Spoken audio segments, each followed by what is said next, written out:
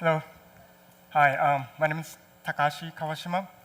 I'm a Japanese designer, art director, living in San Francisco, working for Google's Data Arts team. It's so nice to be here. Google Data Arts team, we are a small team within Google. We explore the intersection of art and technology and produce creative work that showcases possibilities of technology. So today, I'm going to talk about how we think art and technologies inspires and challenges each other by going through some of our previous work.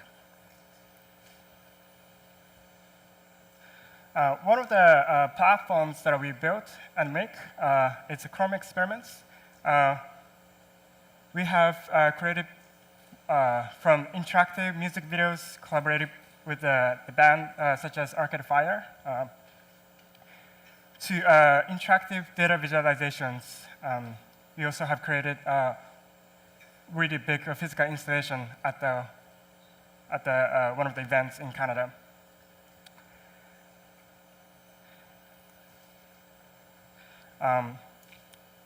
This is a toothbrush. The toothbrush is a virtual reality painting software developed by Google. You can paint. It's very, very intuitive. You can literally paint in 3D virtual reality space. One of the challenging things, not just the toothbrush, but virtual reality in general, is virtual reality is a 3D. But oftentimes, you see the experience in 2D screen monitor. So without headset, sometimes it's really, really hard to understand what actual experience would feel like. So we wanted to make a project that fills those gaps using a toothbrush. So we invited 6 different artists who has different backgrounds, from sculptor, fashion illustrator, graffiti artist. He's a Korean contemporary artist based in New Zealand. And we captured how artists would use this new tool, how artists created their own work. The one thing that's really new and different and needs some getting used to is standing up while drawing. But what I like is when you change, according to where the light hits it, how it changes color. I try to use the same approach. So you can see traditional sculpt. the approach is very different from artist to artist. Cool. Graffiti artists, make more kind of 2D style, versus sculptor, the approach is more kind of actually sculpting. So we gather different kind of data during these sessions. One of the data we captured, of course, it's the data from toothbrush software.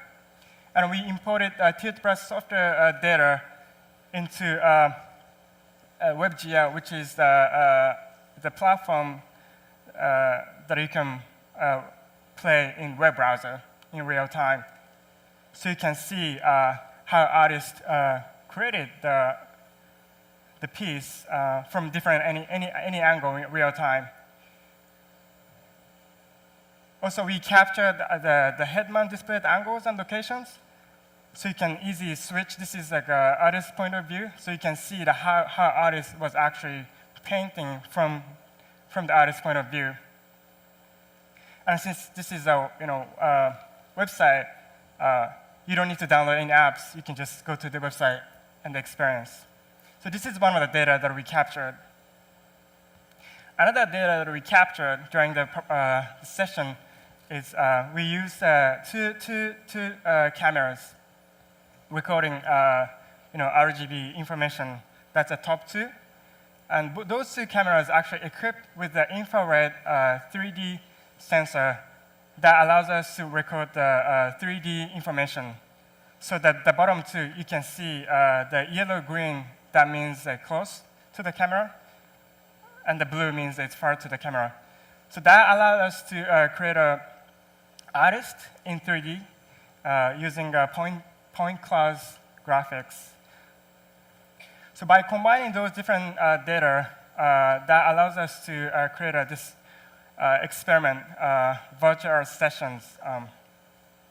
So you can see, it's a mixed reality experience. So you can see the virtual art paintings in virtual VR space with the 3D artists in real life. So you can kind of explore how different artists approach to this tool. So on the website, we featured 24 different art sessions, and if you're interested, you go to virtualartsessions.com to explore those two different 24 art sessions. Another project that I'd like to talk about today is One Day on Waze. So I just learned the Waze is not available in Korea, unfortunately. But Waze is one of the Google's product that's really, really popular. It's a GPS navigation applications. But one of the unique things about Waze is it's a crowdsourced type navigation system. So actually, the people who use Waze can submit the traffic information in real time. So if if you see an accident, you can submit by taking photos and submit, or you can just submit through your phone.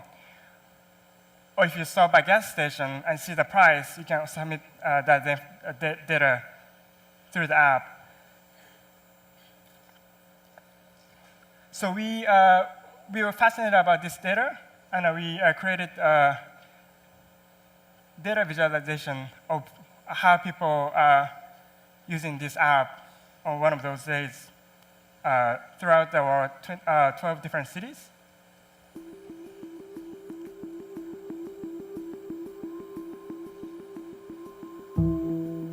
So this one example is Los Angeles. So it started at 6 a.m. on September 3rd, 2014.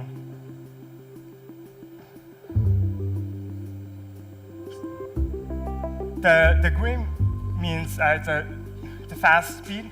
Red means traffic.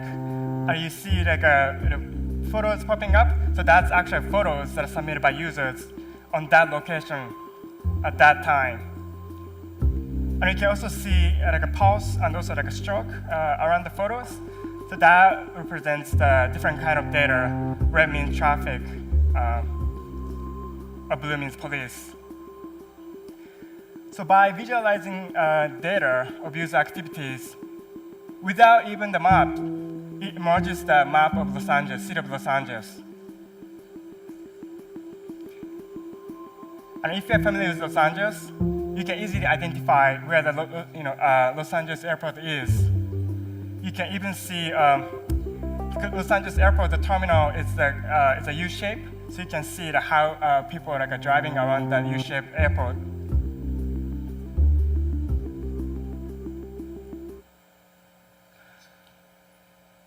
Another project I would like to talk about today is AR Music Kit.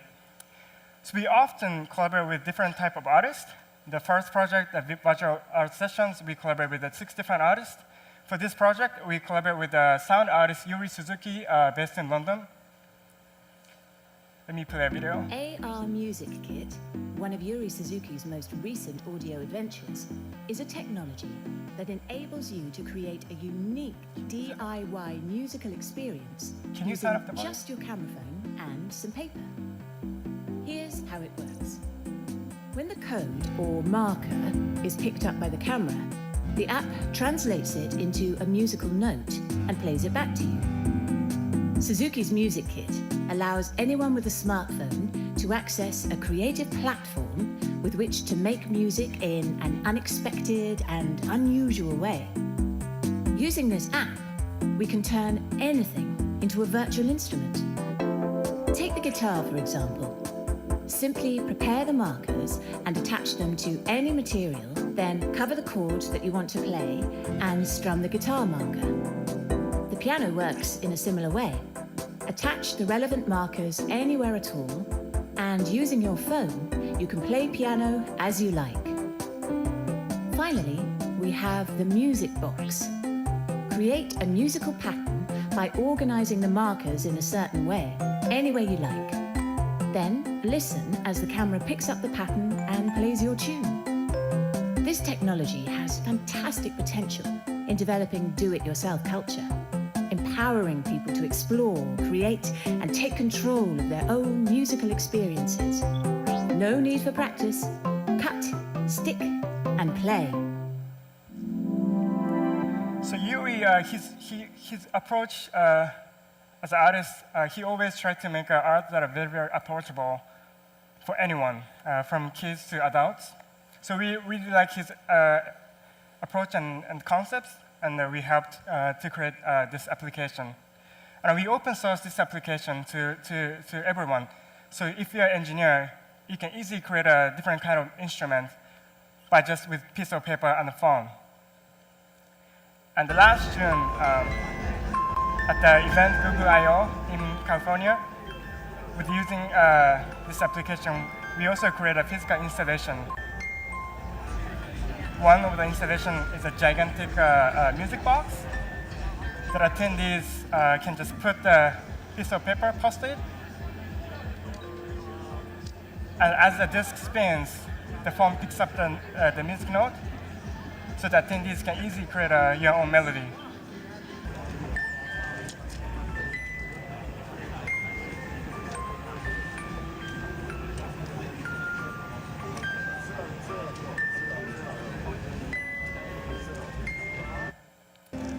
And another installation is an air music guitar.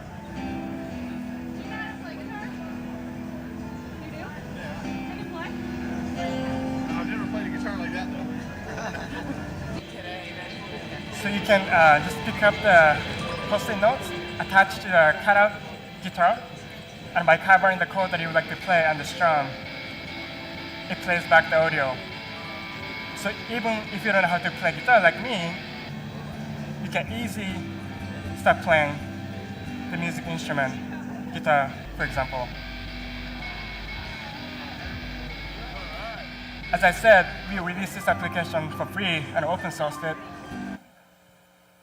And a few weeks later, we found this tweet. I think this is from someone in the UK.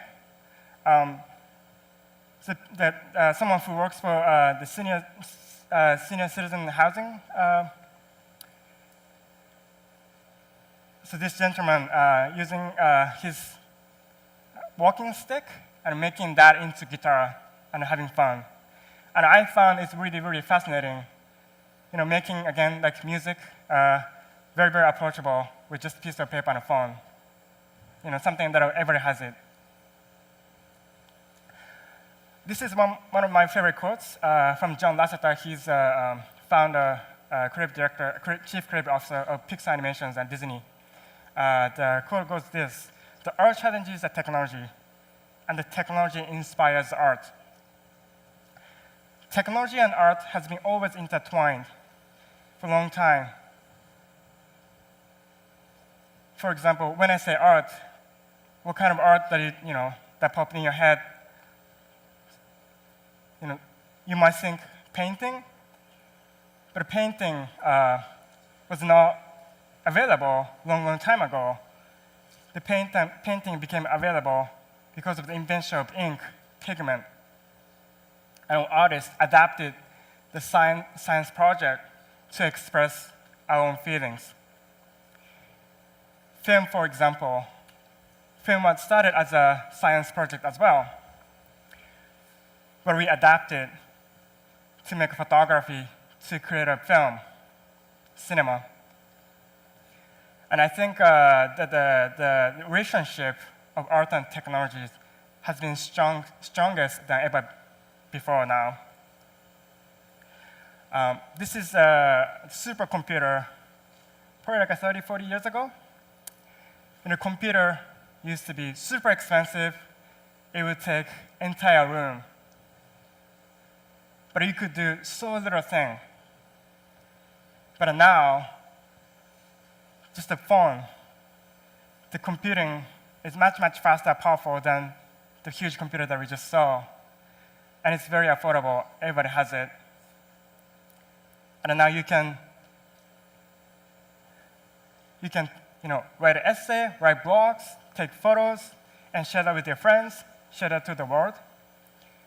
And technology has enabled us to tell your own stories and make it accessible. Everyone can express themselves, share the stories with everyone. And now, I think technology can make us more human. Thank you very much.